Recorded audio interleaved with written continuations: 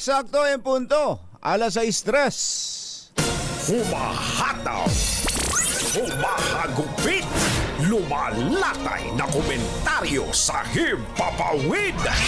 2 por 2. Walang takot sa paghimay sa masalimuot na isyu ng bayan. 2 por 2. Humahataw na mga balita at impormasyon. 2 por 2. Ating damhin, ating lasapin ang hagupit na 2 por 2.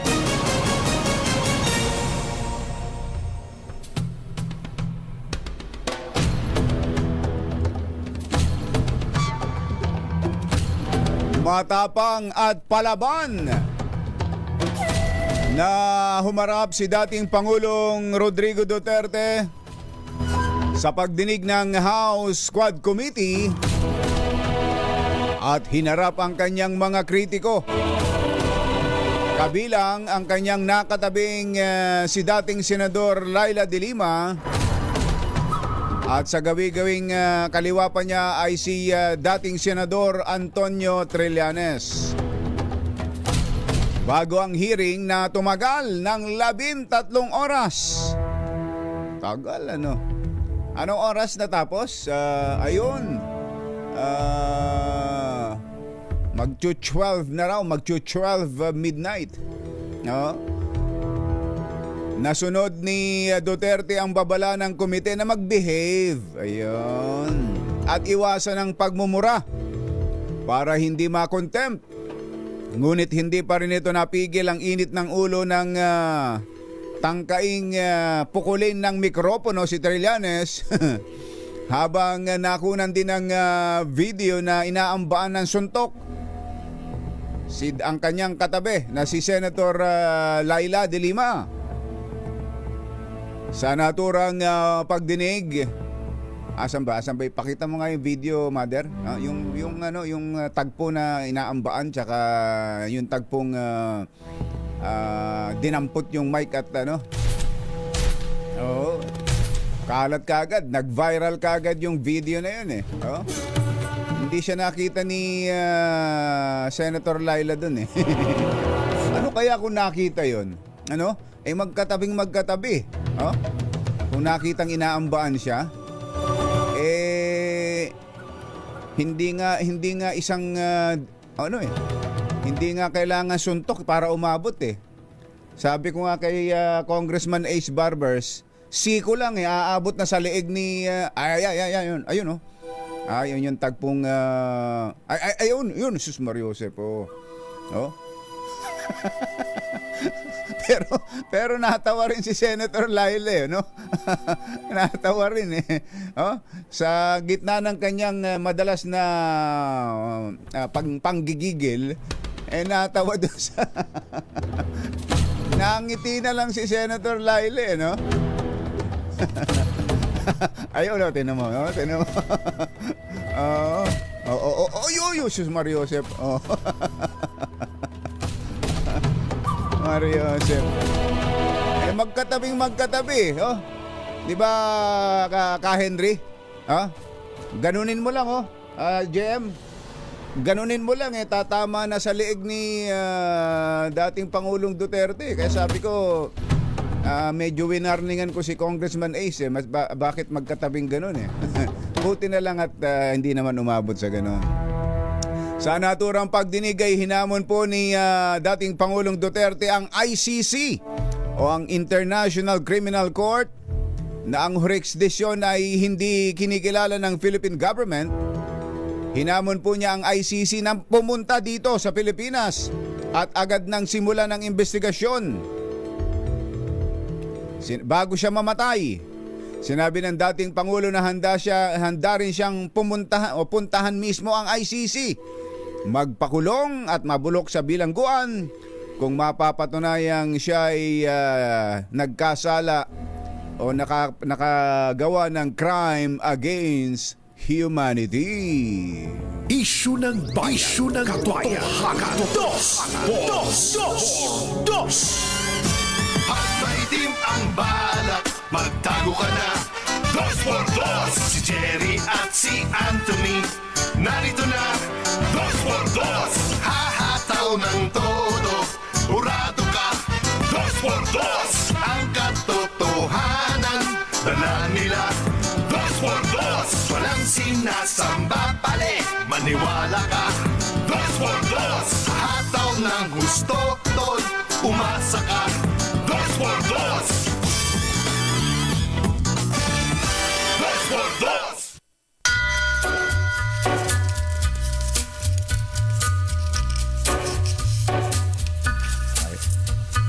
Hi. Maganda morning. Lamig. Lamig. Magandang umaga, bayan! Ito po si Jerry Baha. Humahabol si Anthony Taberna. Muli pong sumasa inyo ang 2x2 sa umagang ito ng Friday! Yuhuu! Kumusta kayo mga text mates, mga text partners, mga kapamilya, kapuso, kapatid, kabarkada, mga kapitbahay? How are ya? Nakapanood ba kayo? Naubos ba ang mga popcorn? Ang binusang mais ni Aling Tina? At mga mani ninyo dyan sa panonood? Nag-enjoy? Did you enjoy it? Ayan, were you entertained? Nang now showing kahapon? Ha? No? Not? But why? Talaga naman pero kahit na may mga ganong konting tagpo ay medyo behave talaga. Medyo nag-behave kahapon si dating Pangulo. Maliban doon sa ilang mga GAGO, stupid, ano ba yun? Bobo, idiot. Ayan, medyo napalusot yun, napagbigyan yun. Pero wala na yung mga pagmumura. Ayan, hindi nakapagmura.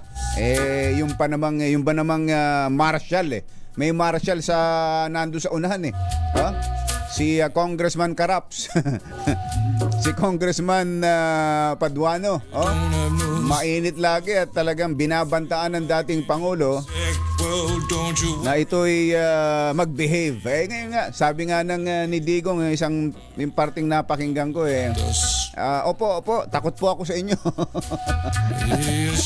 Talaga naman Pero yan ang matindi ho ngayon. Ito ho ang mga pinick up ng ilan sa mga pahayagan. Ang headline po ng The Philippine Star, sa haba kasi nun talaga, may mga pagkakataon siguradong bibitawan ninyo Ito ang headline ng Philippine Star, Rody to ICC, start probe before I die. Mensahe raw po ng dating Pangulo sa ICC, simulan na kaagad ang investigasyon bago siya mamatay.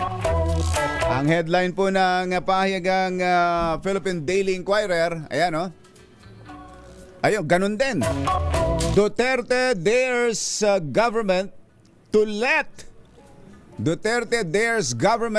ICC in before he dies. Hinamon daw po ng dating Pangulong Duterte ang gobyerno na payagan ng makapasok sa Pilipinas ang ICC bago siya mamatay. Headline naman ng pahayagang Manila Times, so talagang may mga parte ron na bibitawan ninyo May mga parting laylay sa haba ba naman at sa dami ng mga nagtatanong, hindi natin talaga mapipick up lahat. Pero yung pinakamatindi ho doon, yung may kinalaman talaga sa ICC. Kaya ito naman ang headline ng Manila Times, I'm ready to rot in jail. Sabi daw po ng Pangulo, Duterte challenges ICC. So yun din, ganun din, Ano pa ba ang nandito? Ang Manila Bulletin.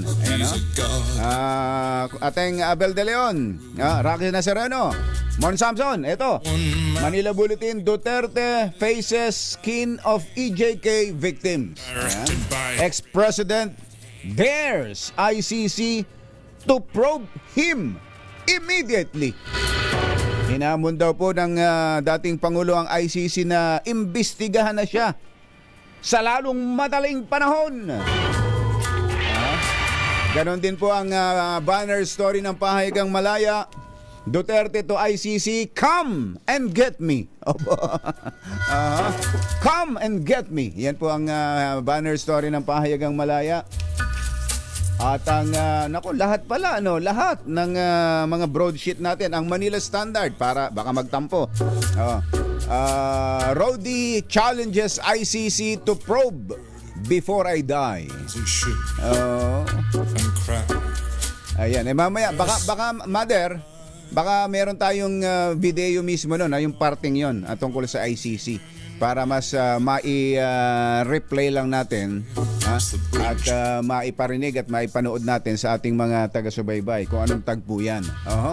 At dahil dyan, meron hong statement dyan ng Palasyo ng Malacanang sa pamamagitan ng Executive Secretary Lucas Bersamin. Ang sabi ho sa statement ng ating Executive Secretary ni E.S. Luke, if the former President desires to surrender himself to the jurisdiction of the ICC, kung gusto ng dating Pangulo na isuko ang kanyang sarili sa jurisdiction ng ICC, the government will neither object to it nor move to block the fulfillment of his desire. O ba? Ano raw ang sabi ni E.S. Bersamin? Ang gobyerno daw po ay hindi hahadlang, hindi tututol sa kanyang kagustuhang ito. Ayan But, may karugtong pa pala. Akala ko tumalikod na si ES hindi pa pala. Akala ko tumalikod at umalis na Meron pa pala. But if the ICC refers the process to Interpol, kung ipapasa raw po ng ICC sa Interpol itong bagay na ito, itong proseso, which may then transmit a red notice to the Philippine authorities na maaaring magpadala naman ng red notice sa gobyerno ng Pilipinas, the government will feel obliged. The government will feel obliged to consider the red notice as a request to be honored, in which case the domestic law enforcement agencies shall be bound to accord full cooperation to Interpol pursuant to established protocols. Ano raw? Mahaba-haba yun. Ano raw yung sinabi ni E.S. Bersamin?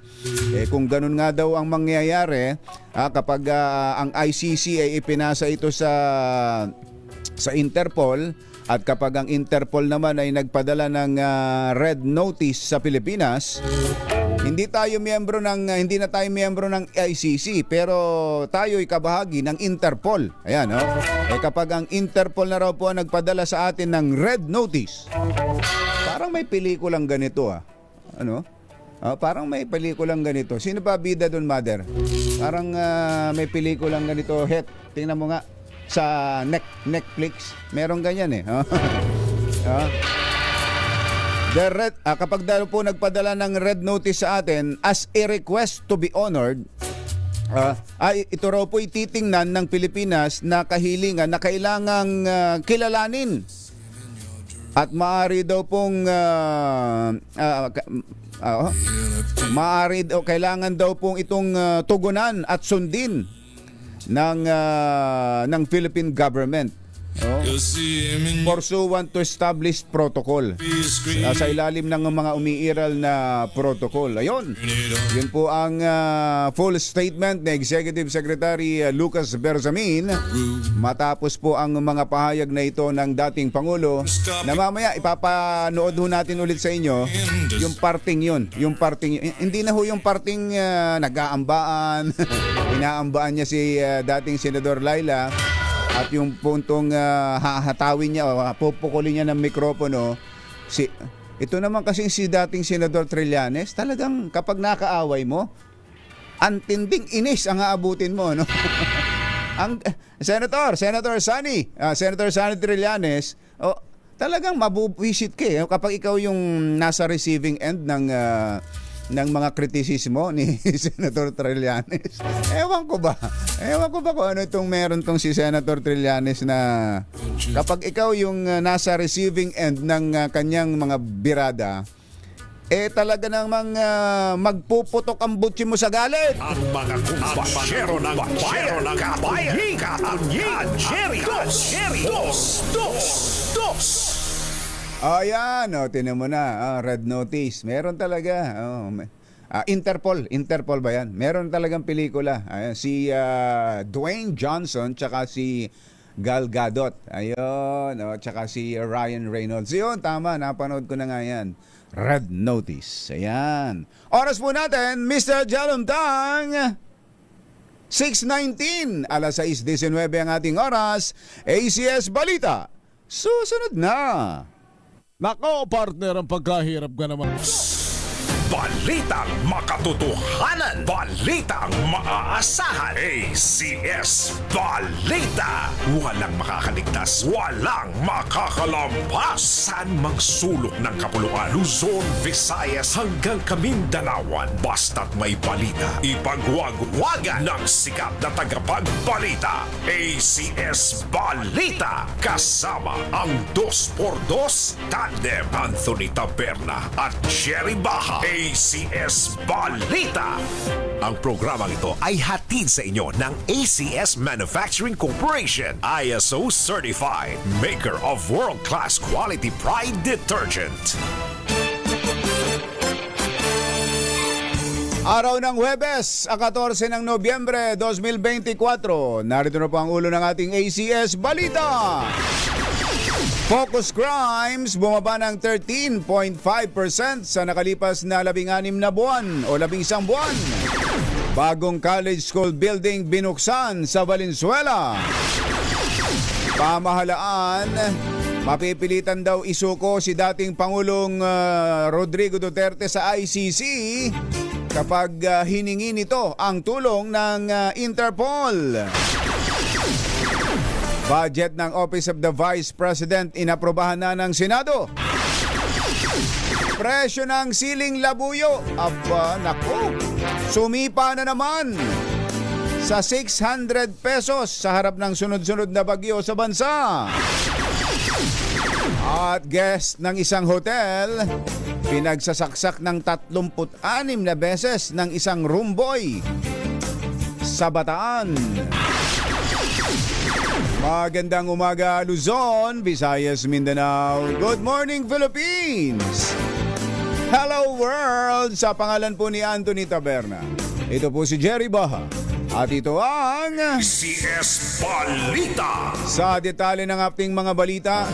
Bumaba ng 13.5% ang focus crime sa bansa mula January hanggang unang linggo ng November ngayong taon, mas mababa kumpara sa katulad na panahon noong 2023. Batay sa datos ng PNP, umabot sa mahigit 30,000 ang naitalang focus crime. Mula sa nabanggit na period, January to November, mas mababa sa halos 35,000 incidents noong nakaraang taon.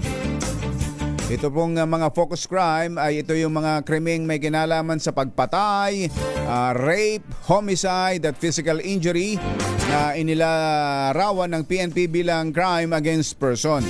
Kasama rin dito ang robbery, theft, carnapping of motorcycles and carnapping of motor vehicles na lahat ay nasa ilalim ng naman ng crime against property. Binuksan na ang bagong state-of-the-art College of Public Administration and Governance Building sa pamantasan lungsod ng Valenzuela bilang bahagi ng selebrasyon ng 401st founding anniversary ng lungsod. Ang 8 palapag na gusali ay kumpleto ng mga computer, laboratories, lecture hall, moot court? Ano ba yung moot court? Library, multipurpose rooms at 25 classrooms. Ayon kay Valenzuela Mayor Wes Gatchalian, ang bagong building na ito ay patunay ng kanilang dedikasyon na mag-invest sa mga estudyante na pagdating ng panahon ay mga magiging katulong sa pagpapaunlad ng ekonomiya ng komunidad. moot court, ginagawa ang mock court preparations. Ano naman yung mock court? Umaba, ano? Moot court. Hindi yan basketball court. Basta, meron daw nung ganon doon sa kanilang bagong gusali. Sa ibang balita, hindi pakikialaman ng Malacanang si dating Pangulong Rodrigo Duterte kung nais nitong sumuko at magpasakop sa jurisdiksyon ng International Criminal Court. Ayon kay Executive Secretary Lucas Bersamin, susundin nila ang anumang kagustuhan ng dating Pangulo kaugnay sa mga kinakaharap nitong kaso sa ICC. Ito ang reaksyon ng Executive Secretary matapos hamunin ni Duterte ang ICC sa House Quadcom hearing na bilisan ang pag-iimbestiga sa kanya bago siya mamatay. Nagpahayag din ito ng kahandaan na mabulok sa kulungan kapag napatunayang siya'y guilty. Ayon kay Executive Secretary Bersamin, maaaring ipasa ng ICC ang proseso ng kaso sa Interpol at dito mapipilitan ang gobyerno na sumunod o tumugon basay sa umiiral na mga protokol. Yun. Ano ba sinabi talaga ni dating Pangulong Duterte? Sige nga, iparinig nga natin, ipapanood nga natin. Ano ba sinabi talaga sa...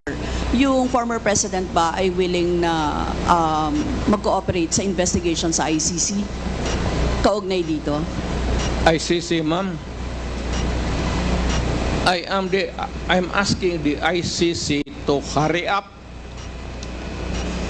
and if possible, they can come here and start the investigation tomorrow. This issue has been left hanging for so many years. Matagal, ma'am, baka mamatay na ako, hindi na nila ako maimbestiga. So I'm asking the ICC through you na pagpunta na sila dito bukas, umpisahan na nila ang investigation. And if I am found guilty, I will go to prison and rot there for all time. Ayun pala naman talaga eh. Oh, ang linaw ng naging pahayag ng dating Pangulong Rodrigo Duterte. Alas 6:29 ang ating oras. Samantala sa Senado naman ay mabilis na nakapasa sa plenary deliberations ng Senado ang panukalang 2025 budget of the Office of the Vice President. Wala nang nagtanong pa sa panukalang budget na nagkakahalaga ng 733.198 million. Sinubukan pa sana ni Senator Bongo at Senator Bato de la Rosa na humirit na ibalik ang orihinal na mahigit 2 bilyong budget ng OVP para sa susunod na taon. Pero sagot ng ni Committee Finance Chairperson Senator Grace Poe, binigyan ng pagkakataon ang OVP na ipaliwanag ang kanilang paggamit ng budget, ngunit walaan niyang dokumentong naisumite sa kanila. Ayun.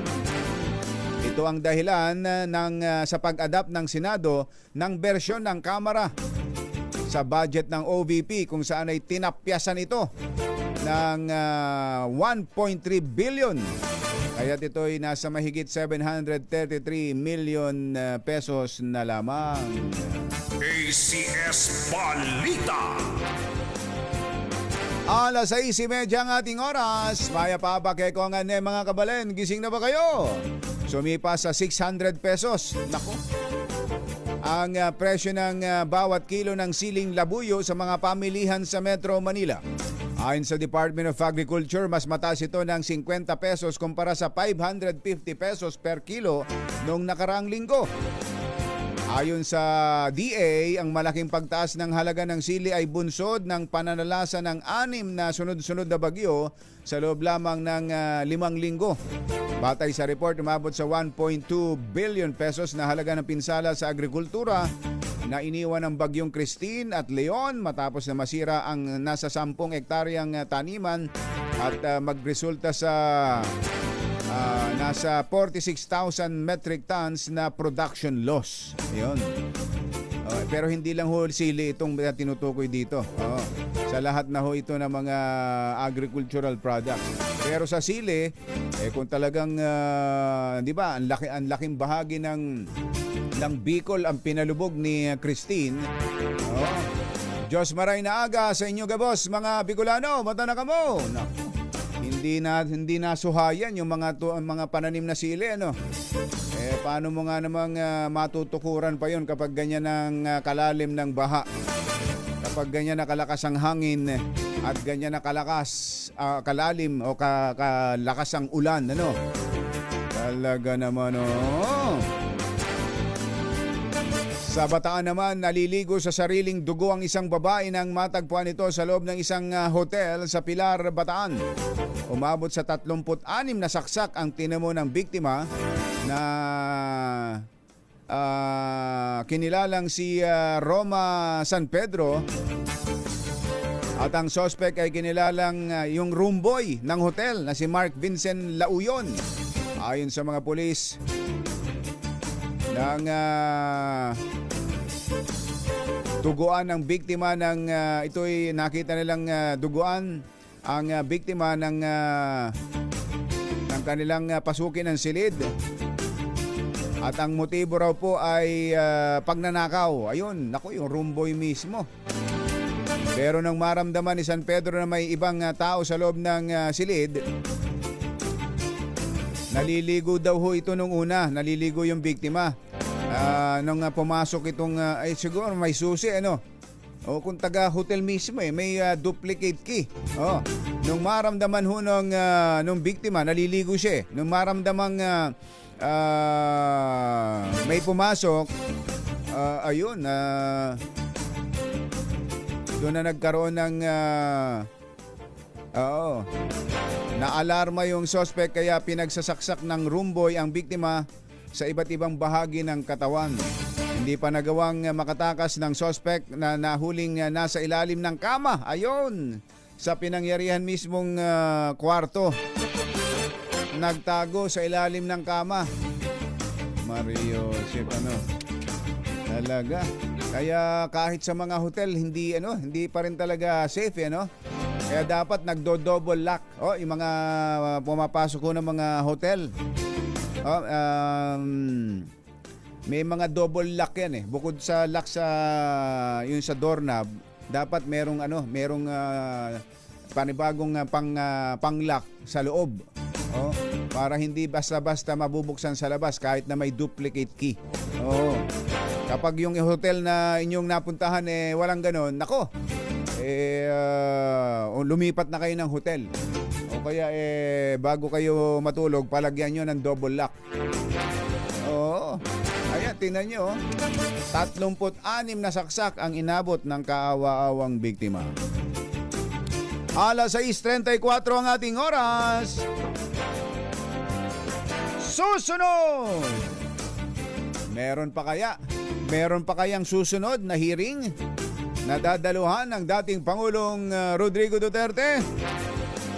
Yan at iba pang mga nagbabagang balita sa pagpapatuloy ng ACS Balita. 6:35. This time check is brought to you by ACS Manufacturing. Makakalampas saan mang sulok ng kapuluan. ACS Balita! ACS Balita! Ang programang ito ay hatid sa inyo ng ACS Manufacturing Corporation, ISO Certified, maker ng world-class quality Pride Detergent.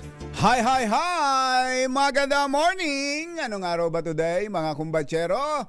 Sabay-sabay tayo. Today is Laundry Day, Pride Day! Yuhuu! At pag Laundry Day, all you need is Pride Washing Machine Detergent. May triple stain away formula, kaya tanggal ang makapit, matikit, malupit na dumit mancha, kaya easy ang labada. Kaya pala mula noon hanggang ngayon, all you need is Pride. All you need is Pride. ACS. Kasama ang 2x2 Tandem Anthony Taberna at Jerry Baja. ACS Balita. 6:39 ang ating oras. Ay, sa mga taga Barangay Rizal sa Taguig. Saan ba yung Barangay Rizal? Magbanggit ka nga ng kalye, Sherwin. Malaki na kasi ang Taguig ngayon yung BGC, Taguig yan di ba? Barangay Rizal, hindi masyadong kilala yung Barangay Rizal, pero pag may binanggat kang ibang lugar dyan, sigurado alam na yan, no? Andyan ho, pagala-gala ang ating Santa Claus. No? Ang mamimigay ng Pasko Panalo. Mamimigay ng pera, mamimigay ng grocery at mahiwagang payong. Oo. Hindi mahiwagang kamison, ha? Yung katulad ng alam ni Senator Lito Lapid. Ha? Hindi mahiwagang kamison, kundi alam mo ba yun, Mother? Mahiwagang kamison. Yun daw yung kay Mother Lily. Pag ipinasuot niya yun sa isang sexy actress, sumisikat. Kaya yun daw mahiwagang kamison na yun ay naitago ni Senator Lito Lapid. Ba't kaya tinatago ni Senator Lito Lapid yung mahiwagang kamison na yun? Senator, kanina mo ba ipapasuot yan? Kay Amanda? Mother, sino si Amanda? Nako. Meron nga pala tayong bubwit dyan. Nako, sumideline na naman ang bubwit. Sumideline na naman ang bubwit ni Deo. Mukhang nalalakas sa gastos yung bubwit ni Deo. Ano? Paano yung sideline sa 2x2? Oo, nakita raw si Senator Lito Lapid na may kasamang isang magandang chiching. Pero hindi artista na galing sa Batang Quiapo. Nakita raw sa isang hotel. Senator Lito Lapid. Nakita si Senator Lito Lapid kasamang isang maganda't maputi, nakasisilaw sa kaputian na chiching. Sino kaya yon? Mamaya, alamin natin kung naibida rin kay Lakay nung kanyang bubwit. Yung bubwit story na yan. Andyan daw ho sa Barangay Rizal, Taguig. Ang ating Pasko Panalo agent na si Sherwin Alvaro. ACS Balita. Sa ating mga balita, nanindigan si Surigao del Norte 2nd District Representative Robert Ace Barbers na hindi pinilit ang mga witness na humaharap sa pagdinig ng House Quad Committee. Sa opening statement ni Barbers, sinabi nitong hindi sangkot sa umano'y perjury ang sinumang kongresista ng tanungin nila si Police Colonel Hector Grijaldo tungkol sa reward system sa war on drugs. Gate ni Barbers, hindi totoo ang sinabi ni Grijaldo at patunay nito ang kanyang hindi pagdalo sa pagdinig para patunayan ang akusasyon. Kung sa sinasabi niyo po naman na ang mga ibang tao na humarap dito ay aming pinwersa upang magsabi ng hindi totoo at tinawag nyo pong subornation ang ginawa ng Quadcom members, ay nagkakamali po kayo, Mr. President. Mismong mga abogado na nakaharap sa tagpong iyon kung saan nag-uusap sina Colonel Grijaldo at Chairman Abante at Chairman Fernandez ang nagpatunay na gawa lamang ni Colonel Grijaldo ang kanyang istorya. Si Congressman Robert Ace Barbers, ang chairman ng House Quadcom. Samantala, personal na iniabot kay Vice President Sara Duterte ang imbitasyon sa kanya para dumalo sa susunod na hearing naman ng House Committee on Good Government. Ito po'y gaganapin sa Nobyembre 20 sa Miyerkules. Kaugnay pa rin ito sa investigasyon ng nasabing komite sa paggastos naman ng pondo ng Office of the Vice President at ng Department of Education sa ilalim ng kanyang pamumuno, lalo na yung Intelligence and Confidential Funds. Sinilbihan ng imbitasyon si VP Sara nang ito'y magpunta sa Kamara at panoorin ang ama sa pagdinig ng House Committee on ng House Quadcom ayun kahapon. Oo nga. At may party pa nga nung gabi na mga anong oras na yon, mga pasado alas 9 no. Ito'y nakiusap na sa komite na pauwiin na yung kanyang tatay.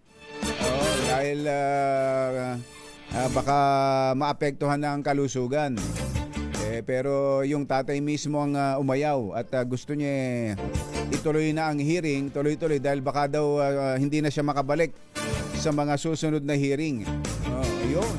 Kaya umabot ho ng maghahating gabi kagabi ang hearing na yan ng House Quadcom. Idineklara ni Pangulong Bongbong Marcos ang Agosto 1 ng kada taon bilang Special Working Day sa buong bansa bilang paggunita sa araw ng paglalathala at pagtatanyag ng kasarinlan ng Pilipinas. Nilagdaan ng Pangulo ang Republic Act 12073 o ang Bacoor Assembly of 1898 Act noong November 7 at si Senator Loren Legarda ang principal author at co-author ng nasabing panukala ng nasabing batas. Nakasaad sa RA 12073 na dapat kilalanin ang kasaysayan ng Pilipinas sa pamamagitan ng pagkakaisa, national identity, nationalism at nation building. Nais ding matiyak ng batas na mapapangalagaan ang historical dates and events at magiging accessible sa publiko. Nasa 35 araw ng pag-aaral na ang nawala sa ilang mga estudyante dahil sa sunod-sunod na bagyo. Hindi lang ilang mga estudyante, karamihan ng mga estudyante. Ayon po kay Education Secretary Sani Angara, ito ang naitala nilang nawalang araw para sa mga estudyante sa Cordillera Administrative Region na siyang may pinakamataas na bilang ng class disruption nationwide. Kasama din dito ang Cagayan Valley, Ilocos Region, Calabarzon at Central Luzon na pare-parehong nawala ng 29 school days maliban pa sa mga suspension na dulot ng mga man-made hazards gaya ng mga sunog.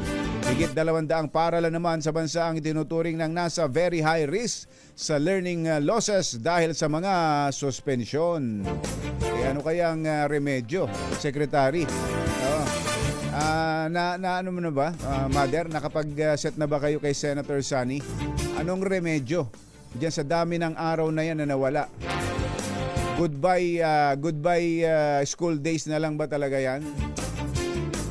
Baka may mga remedyong ipatutupad dyan ng Department of Education.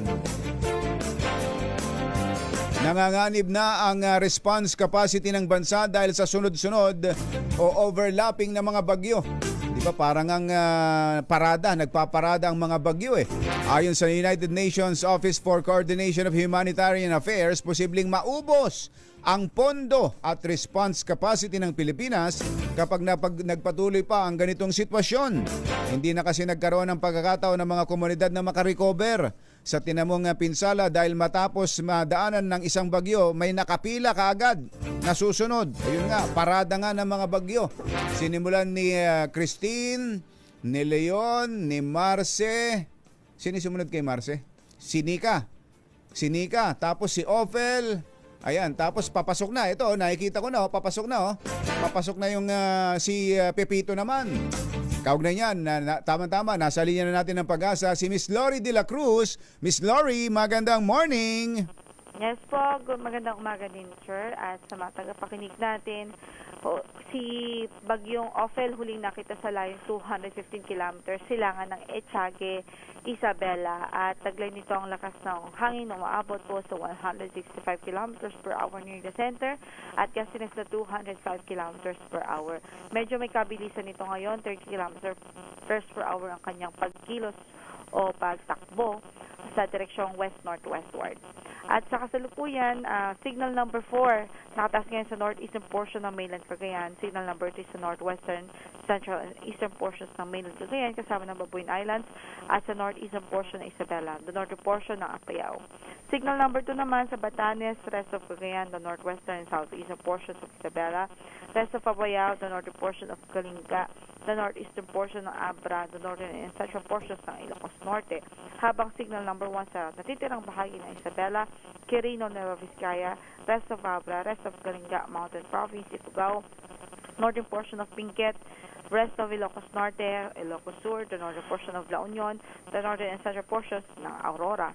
Kahit sa mga nabanggit at lugar, patuloy pa natin pinag-iingat ating mga kababayan, especially po yung sa northern and central Luzon dahil nga po ay sila po yung talagang maapektuhan na naman itong bagyo. As early as now ay nararanasan na po yung outer rain bands nitong bagyo doon sa eastern portion ng northern and central Luzon. Gano'n na siya kalakas ulit, Miss Lori? Nasa typhoon na po ito, upper limit ng typhoon, so nasa 165 kilometers per hour. Naku, lakas na, ano? Napakalakas. 165 kph at ang gustiness niya, Ay 205 kilometers per naku po, hour. 205. Anong oras ito inaasahang magla-landfall? Possible po 2 p.m. 2 p.m. Around 2 to 4 p.m. later Oo. this afternoon. O kaya naman kung hindi man talaga landfall ay close approach o yung malapit. So wala na rin halos difference po yun. Oo, parang Kasi in terms gano'n na of- rin. Yes, in terms of preparation dapat pareho po. Oo. Pero may sigurado ng lugar na tatamaan niya. Anong lugar? Saang lugar siya magla-landfall? Sa yung kataas yung signal number 4 natin sa northeastern portion ng mainland Cagayan, so possible yung Santa Ana, Gonzaga or Santa Teresita. Oo, nako, sila na naman diyan sa lugar na 'yan, ano. Okay, tas ang andar niya, bumilis ba ito, Miss Lori? Opo, mabilis po ito ngayon. 30 kilometers per hour. 30. Pero kapag mabilis ang bagyo, ano ba 'yan? Mas destructive ba ang ganung bagyo kapag mabilis? Opo, sir, mas mataas yung chance ng storm surge. Yun nga ang sasabihin ko, ano. Dahil parang bumubuelo siya, no? Hahalukayin niya ang dagat, lilikha ng daluyong o yung storm surge. Mga gaano magtatagal sa atin ito? Ano pa yung mga tatahakin niyang lugar? Ayun nga po, ang affected po natin talaga is mostly Cagayan Valley region, some parts of Cordillera, Administrative region, and yun, hanggang sa makalabas na po ito ng ating Kalupaan. Oo. Kalupaan. Okay, tapos mananatili ito sa PAR hanggang kailan? Either po lumabas siya ng PAR by Sunday o doon na po siya malusaw sa northern portion ng PAR. Hanggang linggo pa pala siya. Aabutin na siya ni Pepito, ano, Miss Lori? Yes po, pero by the time ay wala na pong effect si Ophel sa atin. Halos wala na. Parang maring malusaw na siya o malayo na. Yes po. Oo. Okay, so si Pepito, anong nakikita nyo ngayon dyan? Hindi pa siya Pepito dahil hindi pa pumapasok ng PAR, Yes. pero magiging Pepito ito. Nasaan na siya ngayon? Huling nakita yan sa layong 1,725 kilometers silangan ho ng southeastern Luzon. So, taglay nito ang lakas ng hangin na umabot sa 85 kilometers per hour near the center. So, nasa tropical storm category ito ngayon. Pero, before ito lumapit sa atin o bago pa ito maglandfall, posibleng abutin na ito ang typhoon category din. Lalakas din siya, ano? Yes. Dahil malayo pa. Kailan ito inaasahang papasok ng PAR? By this evening po. Ngayon din, Thursday. Ayun, so magkakasabay nga pala sa loob ng PAR itong si Ophel tsaka si Pepito, ano? Okay. Maraming salamat, Miss Lori. Thank you sa mga update. Si Lori de la Cruz na nagbaba na ng telepono. Rinig na rinig pa. So magiging dalawa ho ang bagyo natin sa loob ng PAR ngayong araw. Nako. Kaya talaga naman kawawa yung mga kababayan natin dyan sa Northern Luzon, ano. Sila na naman ubos na ang calamity funds ng mga LGUs dyan, kaya't kailangan na talaga ng saklolo ng national government. Nagatid po ng kabuuan ng ating ACS Balita. Sa pangalan po ni Anthony Taberna, ito po si Jerry Baha. Kasama ang 2x2 Tandem Anthony Taberna at Jerry Baha. ACS Balita. Balitang makatotohanan. Balitang maaasahan. ACS Balita. Ang programang ito ay hatid sa inyo ng ACS Manufacturing Corporation, ISO Certified, maker ng world-class quality pride. Timang balak. Mo ka na. Anthony Taberna. Jerry Baha.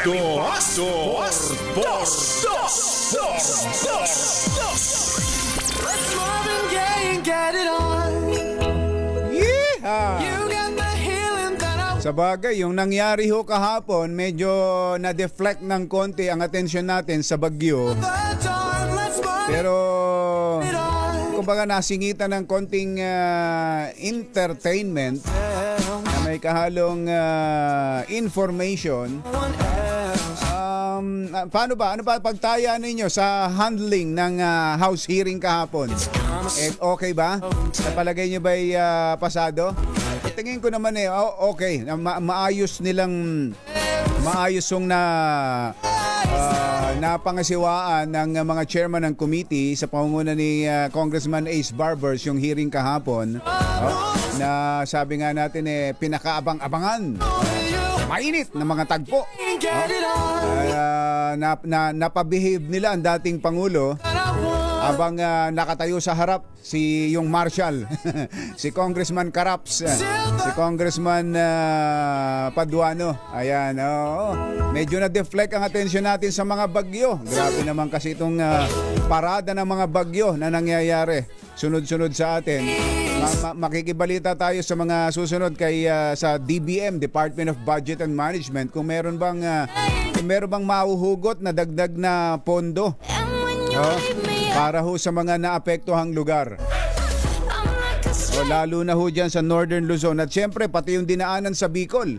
Ang Bicol ay inuulan din Kahit na wala sa kanila ang sentro ng mga bagyong dumaan, sila ay binubuhusan pa rin ng ulan na epekto ng mga bagyong pumaparada, papasok at palabas ng ating bansa. At ang aabangan din po dyan ay ang pagdalo ng ni Vice President Sara Duterte next week sa November 20 na naisahan din dun si VP Sara napapirme. Biglang inabot sa kanya yung invitation at napirmahan niya. Pero syempre pirma lang na yung received.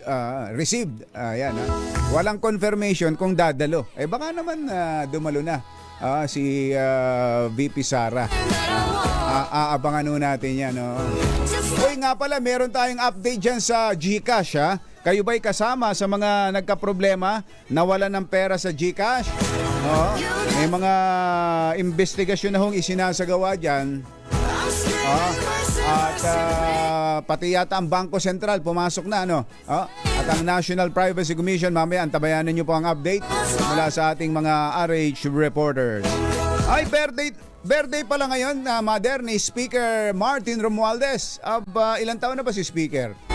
House Speaker Martin Romualdez, happy birthday. Tingnan mo nga naman naging kayo ba inasyahan? Nakontento ba kayo? Satisfied ba kayo sa hearing kahapon ng Quadcom, Mr. Speaker? Bisperas pala ng birthday ninyo itong hearing na ito. Ilang taon na, Mother? Alam mo ba? Parang bata pa si Speaker, Ka-birthday nyo pala si Bob Daus. Si Bob Daus ng Maringal Class of 1988. Ayan, Bob. Wala ba tayo dyan? Wala ba tayo dyan? Isang breakfast ride naman dyan. Sabi ni Supremo, ni Admiral Adia Luis Bordado at saka ni Kaloy, ni dating PNP Chief Jonard Carlos. Attorney Ronald De Vera, magandang morning. Kumusta ba dyan sa FDA, Food and Drug Administration? Ang daming istorya dyan, ang daming nangangailangan ng mga impormasyon dyan, pero wala kami masyadong nababalitaan sa inyo. Pwede bang kayo na mismo ang tawagan namin, attorney?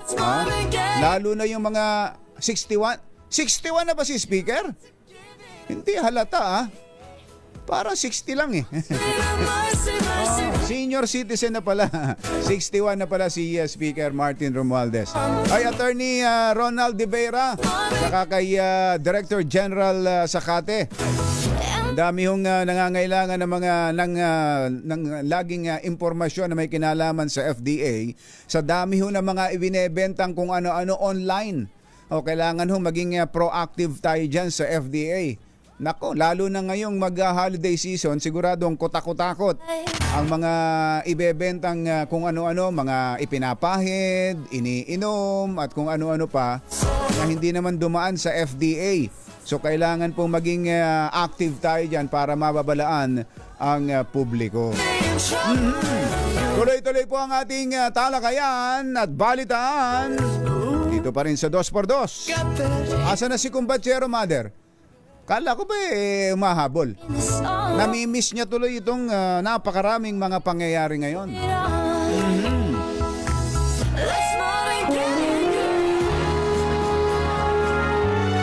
Kauna-unahan sa Pilipinas. Manila Broadcasting Company. DZRH, member, kapisanan ng mga broadcaster ng Pilipinas. Ay, tumawag daw ho si Senator Lito Lapid at gusto raw linawin. Mother, totoo ba? Gusto raw linawin yung ibinalita ng bubwit na nakita siya na may kasamang isang napakaputing chiching. Baka naman si Amanda lang yun, Senator, ha? Mamaya, kukumpletohin ng bubwit ni Deo na sumideline sa 2x2 ang tungkol dyan sa bubwit story na yan kay Senator Lito Lapid. Oras po natin, Mr. Jalom Tang! Mr. Jalom Tang! 7:08 ng umaga. Eto na! Balitang bagong-bago, balitang dapat alam mo, balitang magdadagdag ng talino dahil bagong impormasyon, makibalita, unang-una sa DZRH. Pangunahing balita kasama ang 2x2 tandem nina Anthony Taberna at Jerry Baha. Araw ng Huwebes, sa 14 ng Nobyembre 2024. Nardo na po ang ulo ng ating mga pangunahing balita. Pangunahing balita. Dating Pangulong Rodrigo Duterte umamin na guilty sa extrajudicial killings. May halos 5 bilyong pisong pera sa bangko. Ayon kay sa alegasyon ni Senator Trillanes, Duterte handang magbigti kapag napatunayang totoo ang mga aligasyon ni dating Senador Trillanes. ICC, hinamon ng dating Pangulo na bilisan ang investigasyon sa EJK bago siya mamatay. Trust rating ni Pangulong Bongbong Marcos nananatiling matatag. Sa ilalim ng panibagong survey, akmang pagsuntok kay De Lima, tangkang pagbato ng mikropono kay Trillanes, agaw eksena sa House Quadcom hearing. At bagyong Ophel, lumakas pa, Cagayan nasa ilalim na ng signal number 4. Bagyong Pepito inaasahang papasok naman ng PAR ngayon. Magandang umaga Luzon, Visayas, Mindanao. Good morning Philippines. Hello world. Sa pangalan po ni Anthony Taberna. Ito po si Jerry Baha. At ito ang Pangunahing balita. detalye ng mga balita sa aming pagbabalik. Alas 7:10 ang ating oras. This time check is Muna at mga bagong balita sa DZRH. Pangunahing balita.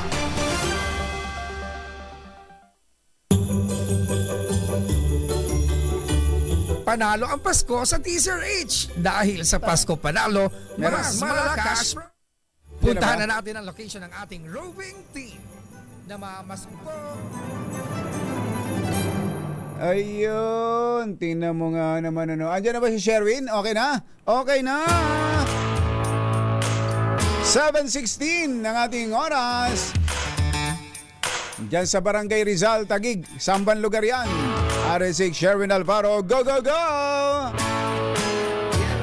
Ito yung dating lugar ng Makati pero ngayon Taguig na ang barangay. Ayun, ganun pala. Sa may kahabaan ng C5.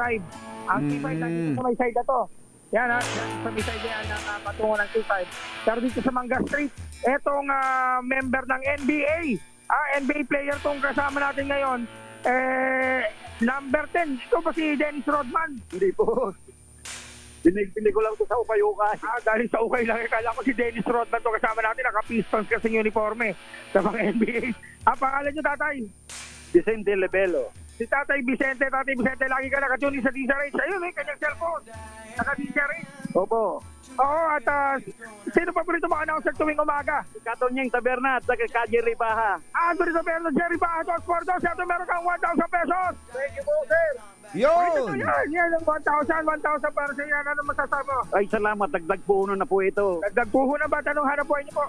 Nagtitinda lang po ako ng siumay. Aba, siomay. Oh, Siomay King dito sa Rizal. Siomay King. Sa Ace Merchandises. Yan, these are Ace Merchandises. Meron kang these are Ace Umbrella. Yun, ang mahiwagang payong. Mahiwagang payong para sa NBA players. O, tinan mo, magic yan. Magic yan, nawawala kapag nagpayong, nawawala, nagiging invisible. Tinan mo. O, nakikita mo pa ba siya, Sir Erwin? Wala nga. Asan po kayo, Tay? Oo, nawala nga, oh. Galing. Nawawala na. Yung payong na lang nakikita. Ayun, lumitaw. Lumitaw. Plus, meron ka pang DZRH t-shirt. DZRH t-shirt yan. Lalo ka gwapo dyan. Tay, palitan mo yung piso na suot mo. Magiging gwapo ka sa DZRH t-shirt. Opo, tapalitan ko to. Nandisyarit na. Yun. Meron ka rin DZRH grocery yan para sa Noche Buena na yan. Meron na spaghetti, pansit, bihon, meron pa mga dilata. Ano masasama tayo? Ay, salamat po umaga pamasko ko.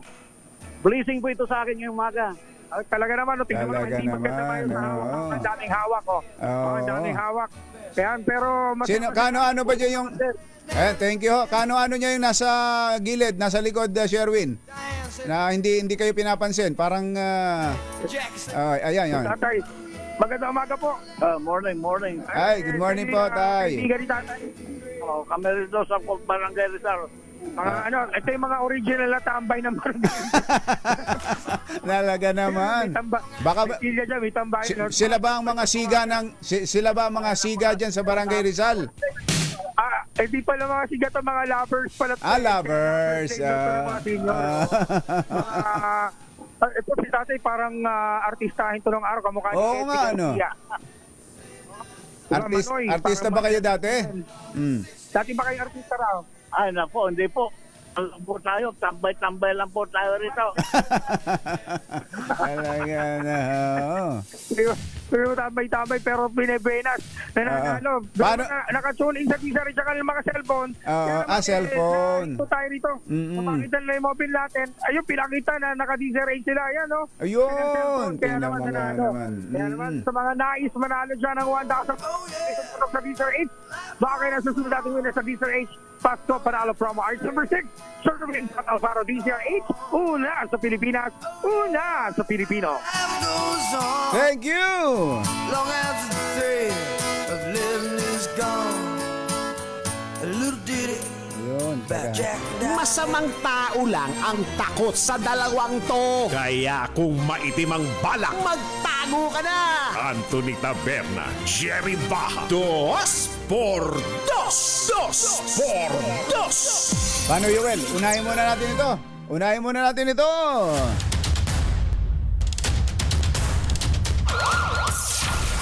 Metro Manila ngayon! Ito muna ang ratsada ng report ng ating mga RH reporters. May follow-up sa RH29 Boy Gonzales dyan sa naging problema ng GCash. Ano ba yung problema na yan ng GCash? Sila ba inahack? O may problema sila mismo sa loob?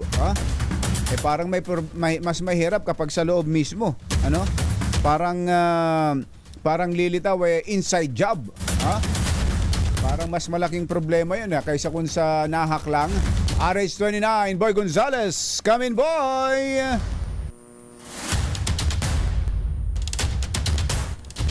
'29 Boy Gonzales, go!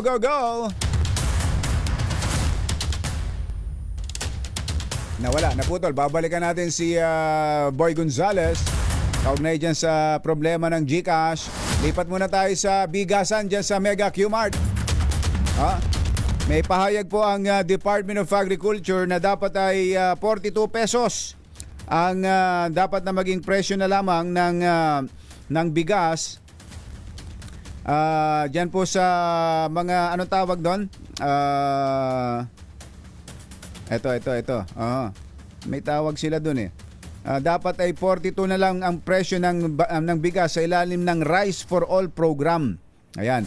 Yan po ang pahayag galing kay Agriculture Secretary Francisco Chu Laurel. No? Ayon po sa kalihim, ang pagbaba ng presyo para sa Rice for All program ay sumasalamin sa pinagsamang epekto ng pagbaba ng taripa at pandaigdigang presyo ng bigas. Mas malaki sana ang pagbaba kung hindi dahil sa epekto ng pagbaba naman ng halaga ng piso kontra dolyar. Ayun, pati yung bigas apektado ng foreign exchange. Andon si RH5 Val Gonzales. Come in, Val!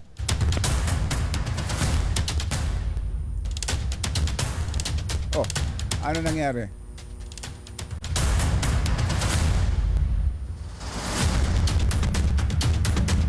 Masamang tao lang ang takot sa dalawang to. Kaya kung maitim ang balak, Magtago ka na! Anthony Taberna, Jerry Baja, Dos por Dos! Dos por Dos! 7:22 ang ating oras. Napaamin ni Batangas 2nd District Representative Jinky Luistro si Pangulong Rodrigo Duterte na siya ang nasa likod ng lahat ng pagpatay noong Duterte War on Drugs. Ito ay kaugnay sa pag-ako ng Pangulo sa responsibilidad at pananagutan sa lahat nangyari sa pagpapatupad ng kampanya laban sa droga ng kanyang administrasyon.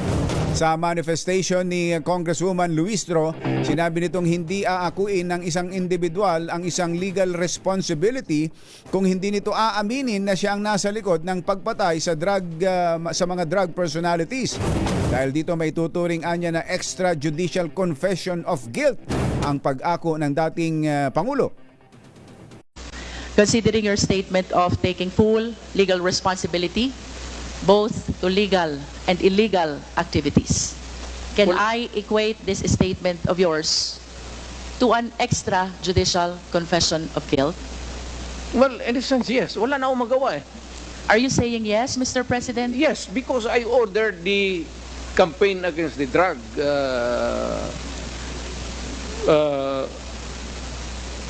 syndicates. At kung anong ginawa nila, whether illegal or not, it was ako ang nag-utos. In that sense, I take that responsibility of their actions. Wala akong magawa eh. Commander ako, nag-utos ako. Puntahan ninyo yan.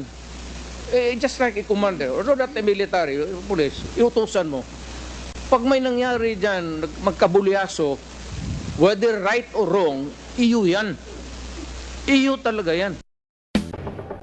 Pero kumambyo ang dating Pangulo ng mga corner sa tanong ni Congresswoman Luistro kung papayag siyang ilagay na sa kasulatan ang kanyang pag-amin. Mr. President, earlier, you conform to my statement that I can equate your statement of taking full legal responsibility as an extrajudicial confession of guilt. You said yes to that. Yeah. No, I'm just reiterating the question, Mr. President. It's not about guilt or a wrong. What I'm saying is that yung lahat ng inutusan ko yung war against drugs, o yung isang platoon dyan o isang batalyon, kung ano yung ginagawa nila, kaya I take full responsibility for that. Will you be willing to translate into writing the statement that you earlier said? Hindi na nga ako marunong, yung pirma ko noon, hindi na nga pirma ko ngayon. But of course, you have lawyers to help and assist you prepare this written document. Hindi ko na kailangan yan. Babait ko pa writing dito na ngayon. It's documented by the records here. Magtanong na kayo na magtanong. Ano? Si dating Pangulong Rodrigo Duterte sa pagtatanong ni Congresswoman Jinky Luistro. Samantala, iginiit ni dating Pangulong Duterte na hindi malabong magkaroon siya ng 5 billion sa kanyang bank account dahil sa negosyo ng kanyang asawa at ang kanyang sahod.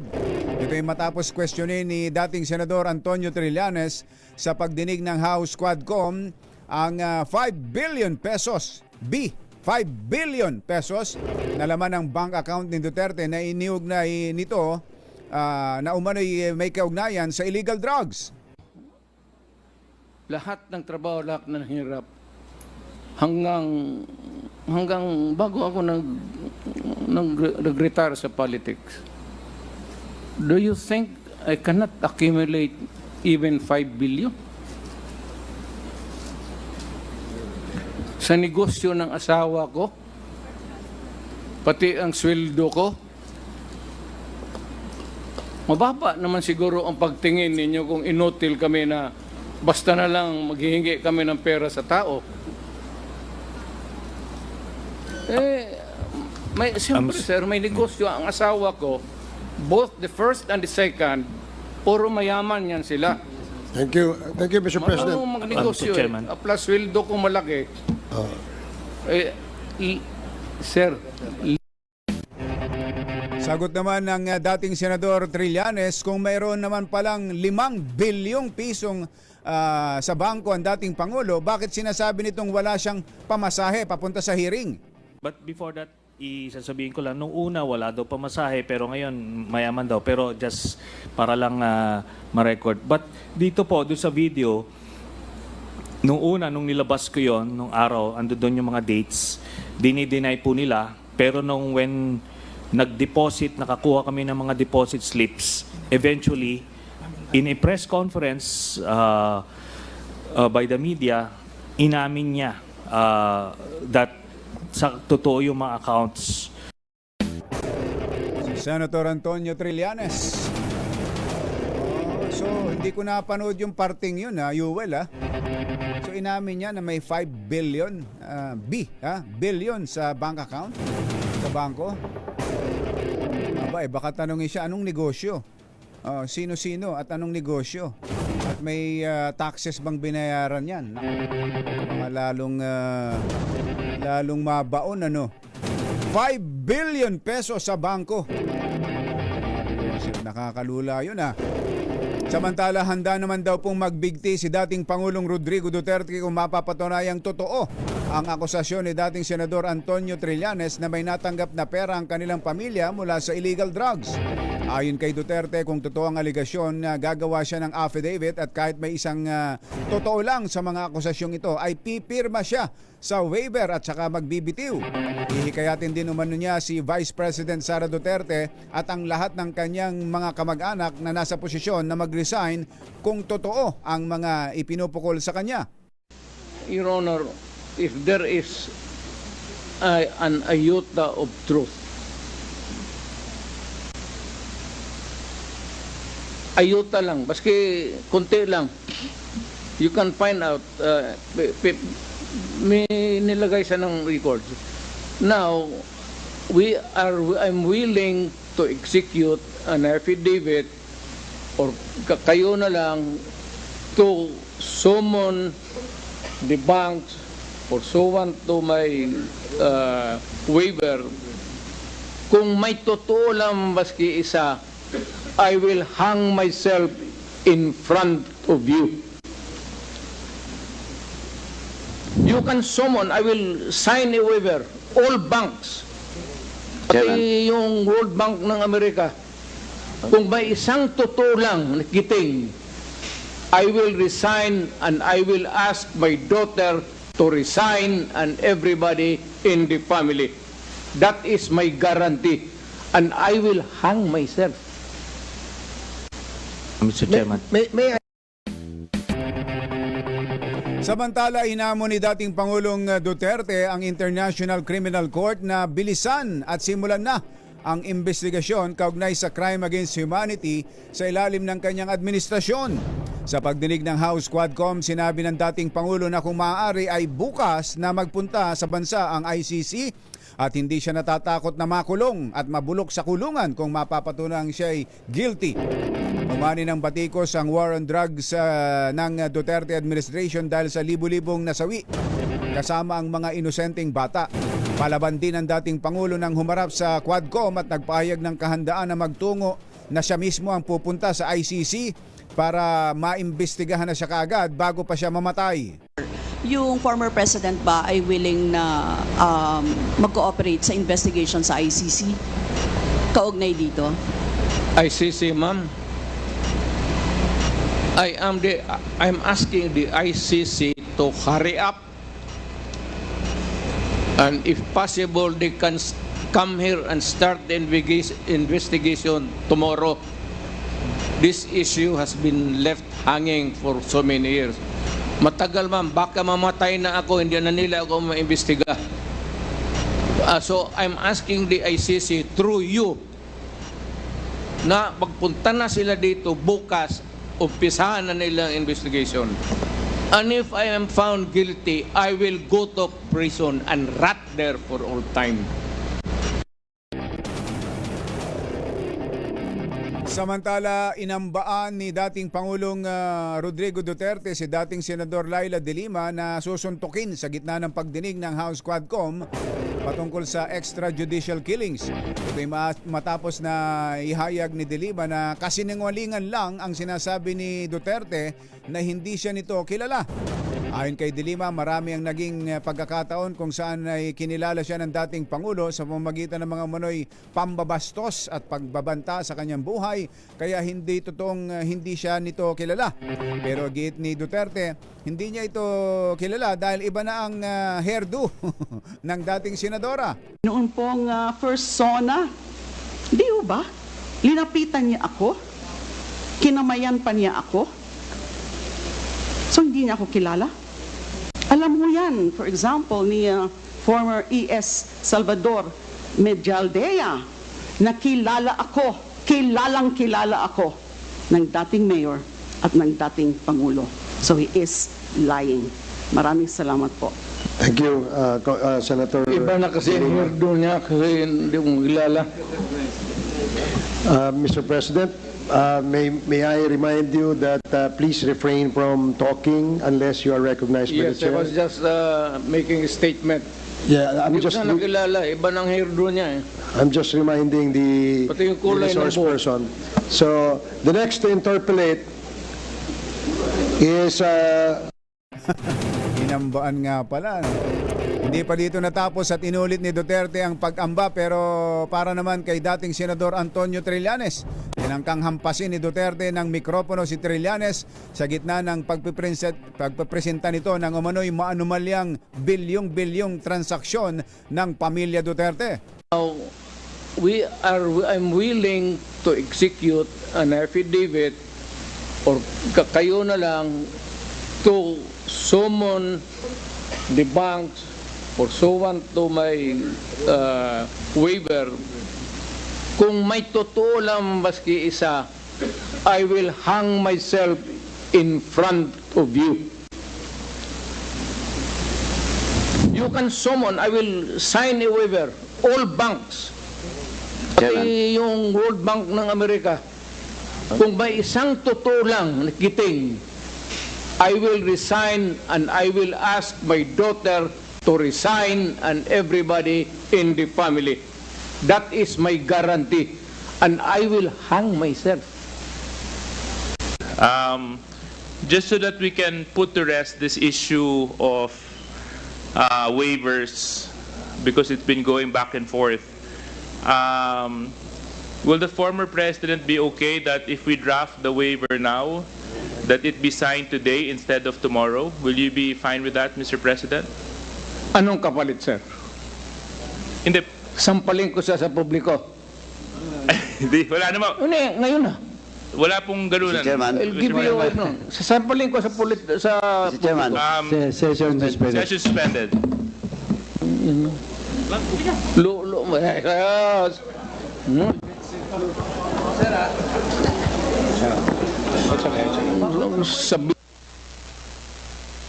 Order please, order.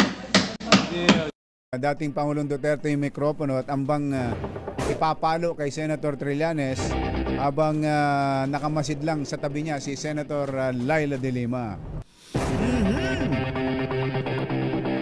Talaga naman. Samantala, inamin ni dating Pangulong Duterte na pumatay siya ng 6 hanggang 7 katao nung siya'y alkalde ng Davao. Ito ay matapos ang pagtatanong ni Gabriela Party List Representative Arlene Brosas kung totoo ang mga sinabi ng dating Pangulo sa Senado na umano'y personal niyang mga pagpatay. Kinumpirma rin ng dating Pangulo na totoo ang sinabi niya noon na pumapatay siya ng mga kriminal para maipakita sa mga pulis na kaya rin nila na patayin ang mga ito. Sa inyo po, nakaranasan, kayo mismo ba pumatay? Ako? Marami. Mga 6 o 7. So Ewan ko kung natuluyan yung hindi ko na follow up sa ospital kung natuluyan. Ko lang ipaalala ko ulit, Mr. Chair, kasi mula din ito sa Senate hearings, ano. I-quote ko lang po kayo. In Davao, I used to do it personally, just to show to the guys that if I can do it, why can't you? Correct. Si dating Pangulong Rodrigo Duterte sa pagtatanong ni Party List Representative Arlene Brosas. Samantala, nasa linya natin si PNP spokesperson Brigadier General Jane Fajardo.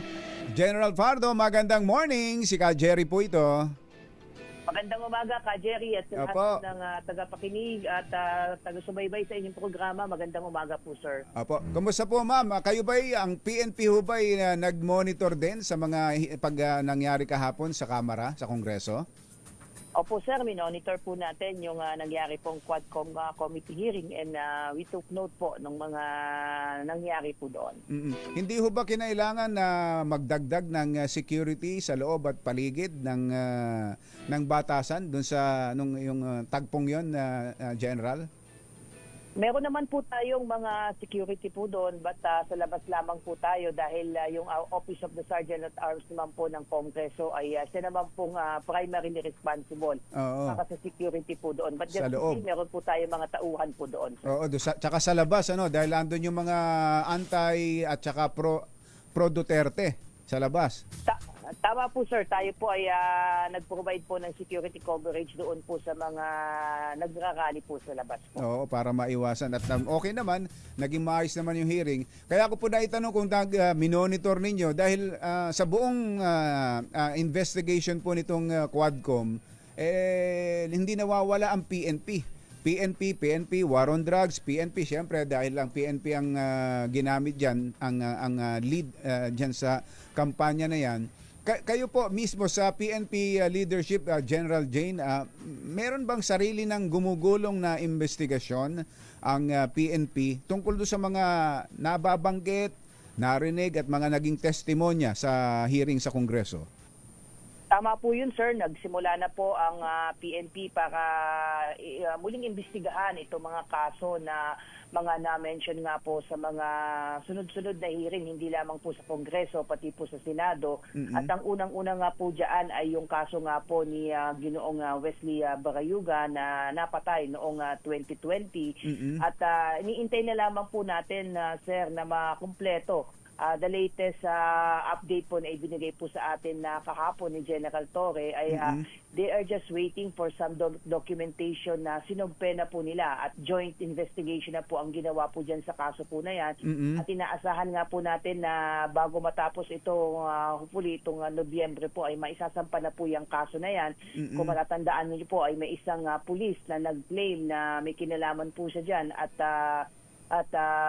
alleged na sina Royina Garma at Leonardo po ang nag-utos sa kanya. At ang iba pa pong mga kaso, sir, na nabanggit po sa mga hearing ay iniimbestigahan na rin po, sir. Oo. CIDG rin po ang may hawak ng lahat ng yon, ng mga nabanggit na kaso, basta't may involving PNP. Puro CIDG, General Jane. Walang ibang kinrate na task force ang PNP leadership? Sa ngayon po, sir, ay wala po, sir, si IDG po dahil lahat po ito ay considered cold cases po. But nga lahat po ng ating efforts sa pag-iimbestiga po ngayon ay pinagtutulungan po ng PNP and CIDG kasi yun din po ang utos po ng DOJ para mas lalo pong palakasin itong mga kasong nabanggit po, sir.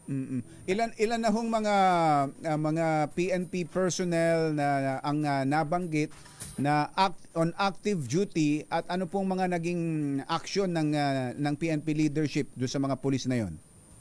With respect po sir dito po sa kaso po ni General Wesley Barayuga, definitely ito pong si Lieutenant Colonel Santi Mendoza na ngayon po ay under restrictive custody, pati rin po yung sina Colonel Grijaldo at may mga iba pa pong na-mention. So lahat po sila ay pansamantalang nirelieve po sa kanilang mga pwesto at inassign po sa Personnel Holding and Accounting Unit. Yung mga pulis naman po sir na na-involve po sa mga investigasyon sa mga kaso po na ito, ang IAS po natin o yung Internal Affairs Service po ang siyang nag-take cognizance po sa mga posibleng administrative liability in case mapapatunayan po na nagkaroon po ng kapabayaan sa naging investigation or worse ay nagkaroon po ng pagtatakip of cover up. So para ang si ADG po will concentrate on the criminal aspect po ng investigation at ang IAS naman po doon sa administrative liability if ever po. Opo. Si Colonel Santi Mendoza, di ho ba siya yung parang siya yung nagiging witness dito ngayon?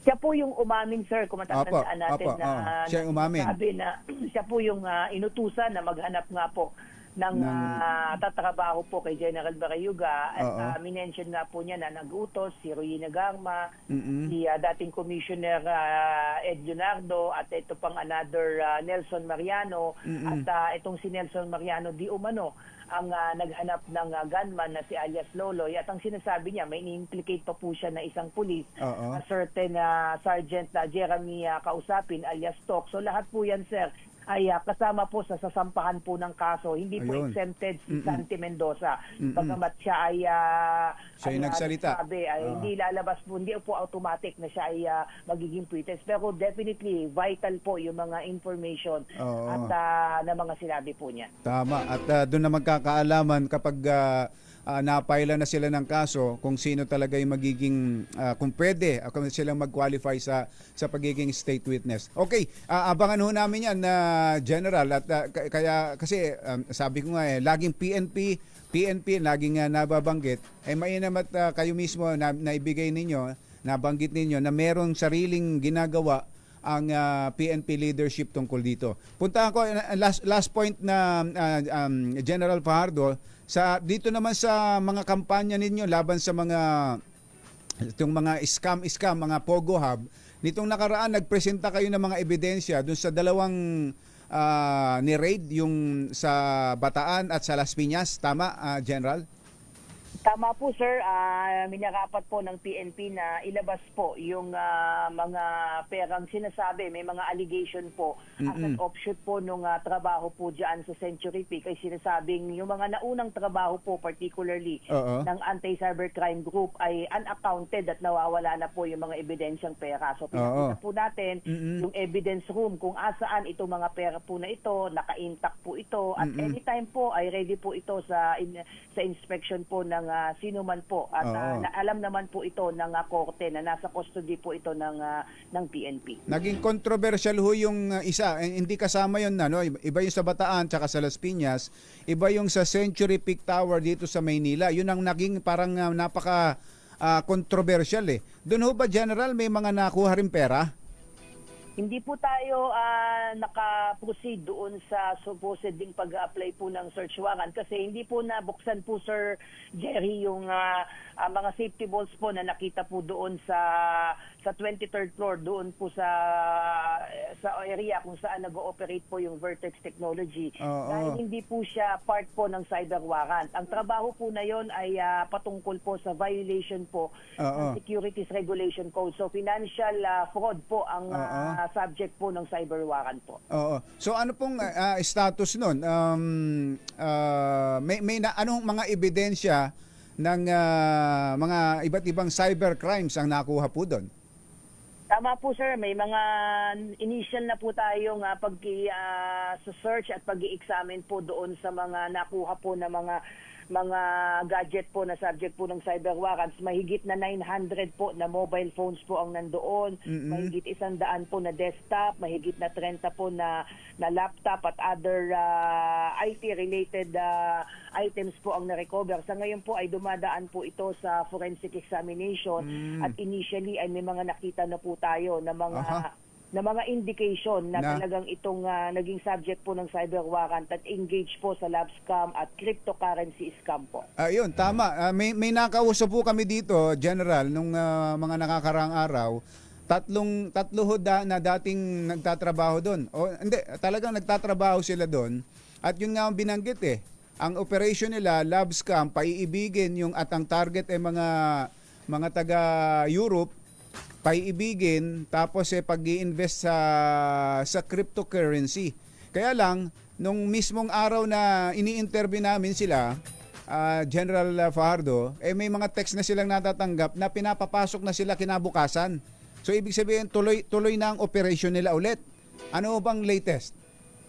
Well, wala po tayong talagang magagawa dyan sa ngayon, Sir Jerry, kasi nga po, tapos na po yung implementation po ng cyber warrant. But just to stress our point, Jerry, na this is really an indication na talagang tuloy-tuloy yung illegal operation po nitong kumpanya po na ito at sabi nga natin na sayang at na-hamper nga po yung ating operation dyan because may mga lumabas po ng mga allegation at this is precisely the reason kung nagkakaroon po tayo ng investigation, kung nagkaroon po ba ng mga violation po sa police operational procedure. But we don't have to worry, Sir Jerry. Committed po ang PNP po para masampahan po ng mga kaso itong mga tao na pinangalanan po natin sa cyber warrants. And of course, doon sa titingnan din natin kung may liability ba yung Century Peak Tower. How come na November 2023 pa po ay kansilado na yung permit nitong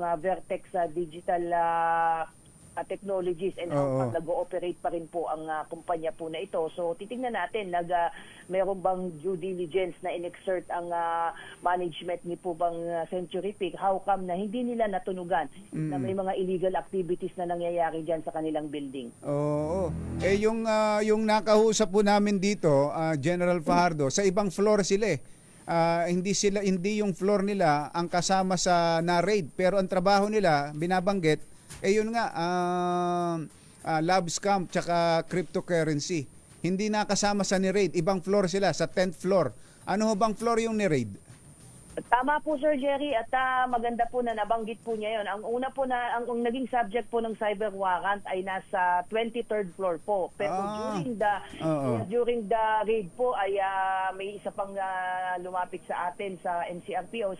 Sinasabi nga po na yung kanyang kalib-in na Chinese national ay kinukulong po at binubugbog sa 32nd floor. At nung tayo po ay nakiusap sa security management kung pwedeng masilip itong isang room dyan sa 32nd floor, ay nag-appear na nandun nga po yung Chinese na sinasabing kinukulong at binubugbog at umamin na sila ay kinukulong doon at pinupwersa po na magtrabaho sa scam din po sa 19th floor naman. So ito naman sinasabi nyo ngayon ay nasa 10th floor. So it appears, Sir Jerry, na hindi lamang doon sa 23rd floor nangyayari itong pag-i-scam po. So titignan natin, Jerry, kung ano pong magiging susunod na steps po ng ACG. Kung yan pong mga lumalabas na bagong revelation ay kailangan po nating tignan din po at investigahan. Tatlo ho yun dalawang babae at isang lalaki. At ang lahat sila, ang kwento nila, buong lahat ng floor daw po dyan sa Century Peak. Ganun ang operation. Yan po rin po yung lumalabas ngayon sa mga investigation natin na Jerry. Kaya nga sabi nga natin na kailangan natin din matignan at maimbestigahan kung may liability nga po yung itong may-ari o yung nagpapatakbo nitong Century Peak Tower. How come itong mga illegal activities na ito ay nagtutuloy-tuloy under their noses at sabi nga natin sa isang owner o management ng isang building, dapat nag-exercise sila ng due diligence. Dapat alam nila kung ano yung mga ginagawa ng mga tenants nila dyan. Tama. At especially itong napakalaking operation po na ito ng mga scamming activities ay hindi dapat ito nakakalusot po sa kanila, Jerry. Oo. Pawalan nyo na, General Jane, si General Ernia, tsaka si General sa ACG. General Cariaga. Pakawalan nyo na. Nakakulong, kinulong ba? Under suspension. they were subjected sa administrative relief to Oo. give way nga po doon sa investigation dahil Tingnan nyo na yan. yung ginawa nila siniraan nila ng siniraan, they created some cloud of doubt doon sa nangyaring Police operation. Legitimate naman kasi Kaya nga. covered naman ito ng cyberwangan, but just for the sake po ng transparency at ayun nga, pansamantala muna po silang under administrative relief, pero we have to stress the point, Ka Jerry, na hindi po ito parusa. Opo. Kaya lang para bigyan ng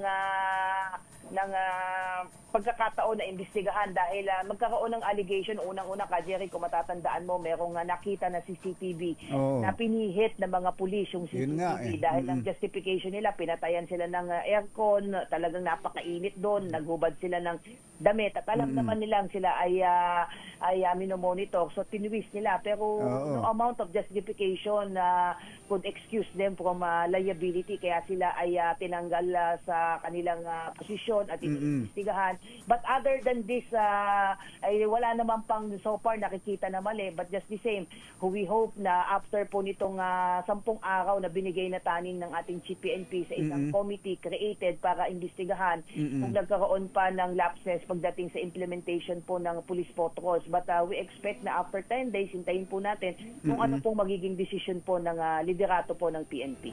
Sa kailan ho ba matatapos yung 10 days? Sa November 17 po, Ka Jerry. 17. Hanggang linggo na lang pala. Ay, malapit na. At makakakuha na tayo ng mga dagdag pang... Pag may mga update dyan, General, makikibalita kami. At dahil pang ang nakakarating kasi sa amin, bagyo sa lakas, yung Century Peak Tower. Ewan ko kung kanino malakas ito. Bakit ganun? At nabaligtad pa, ang napasama pa ngayon ay ang pulis. Magiging bukas po tayo sa ating pagbibigay ng update sa kaso po na yan, Ka Jerry. At maraming salamat po sa pagtutok po sa kaso po na ito. Thank you, General Fardo. Magandang morning. Gandang umaga po, Ka Jerry. Police Brigadier General Jane Fardo, PNP spokesperson. 7:53 ang ating oras. This time check is brought... Yun! Tinan mo nga naman. Kaya pa ba? Kaya pa ba, Professor Alex Barros from Vancouver, Canada? Magandang morning. At si Congressman Ador Plato at si Ma'am Girlie nagpapaabot din daw ng pagbati kay Speaker Martin Romualdez ng happy birthday. Speaker, padadalan ka raw ni Kong Ador ng chicharon. Ayan. Kaya pa, ha? Nakita ko na yung mga bubwit ni Deo. Andiyan na, pagala-gala na eh. Dito may kinukwento na tungkol doon sa nakita kay Senator Lito Lapid. Mayor daw pala yun. Naangguluhan kaagad. Isang mayor dyan sa Batangas na humihingi ng tulong kay Senator. Naangguluhan kaagad. Ay, ubusan kaagad ng bigas, yung 42 per kilo. RH5, Val Gonzales, Kamin Val. Jerry, maaga pa lamang ay halos maubos na ang 42 pesos presyo ng bigas na ibinebenta sa mga rice stores dito sa bahagi ng consumer dito sa Cubao, Quezon City. 5 stores na nandito sa may pinakaharap ng Mega Park. Dapat sa kanto ng EDSA. Ang dalawa sa 5 tindahan ay naubusan na ng stocks na 42 pesos ang kada kilo. Dito sa nakausap ng DCRH News, unang pinipili ng mga mamimili ang 42 pesos na presyo ng bigas dahil magandang klase itong kanilang paninda. Bukod dun sa well-milled, ay bagong para kung galing Isiha, Bulacan yung iba naman ay galing sa iba pang lugar sa Central noong Lunes ay unang nagawa ng inspeksyon sa mga palengke dito sa Metro Manila ang Department of Agriculture para tiyakin na mayroong mabibiling 42 na presyo ng bigas sa mga pamilihan. Yun, talagang dadagsain kaagad yan. Naghanap ng murang bigas ang ating mga kababayan. Thank you, RH5 Val Gonzales.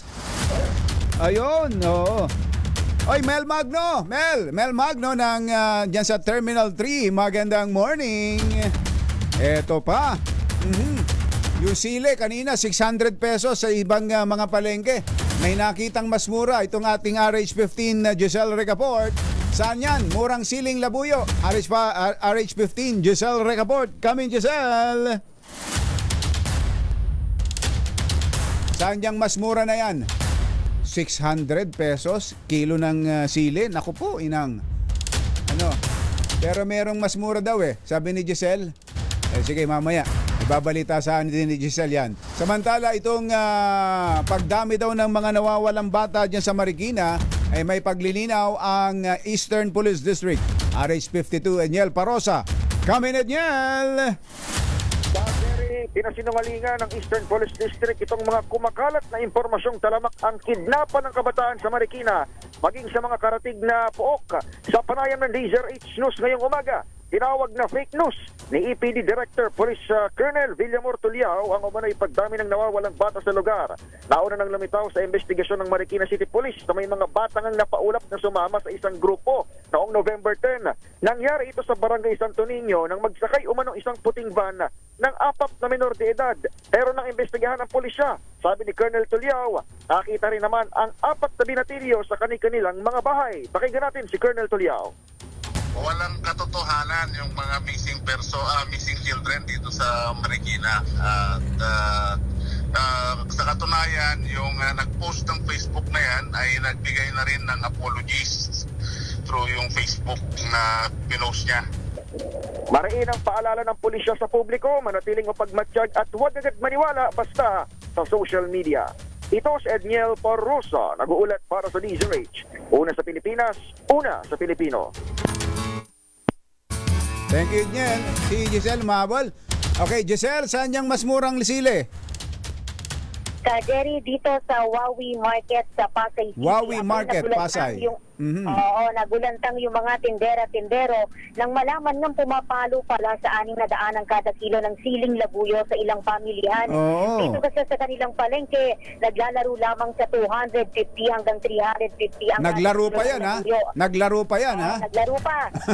Sabi ng retailers, hindi nila alam kung anong pinanggagalingan ng 6 na daan na presyohan dahil 200 hanggang 220 kada kilo lang naman umano ang kanilang puhunan.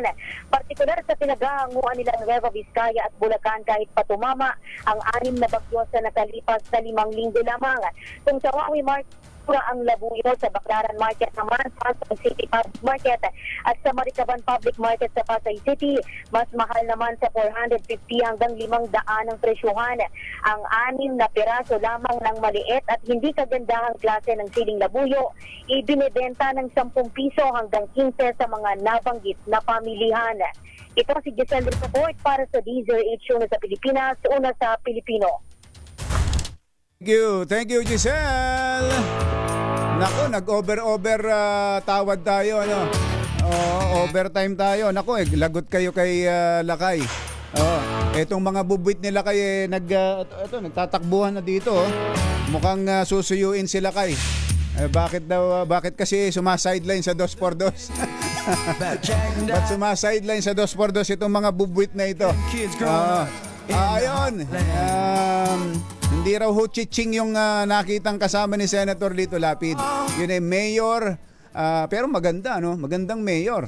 Mayor dyan sa Batangas na may inilalapit kay Senator Lito Lapid. Damdaming bayan! Narito na! Chill it out, outside taste freeze. Diane sitting on Jackie's lap, got his hands between his This time check is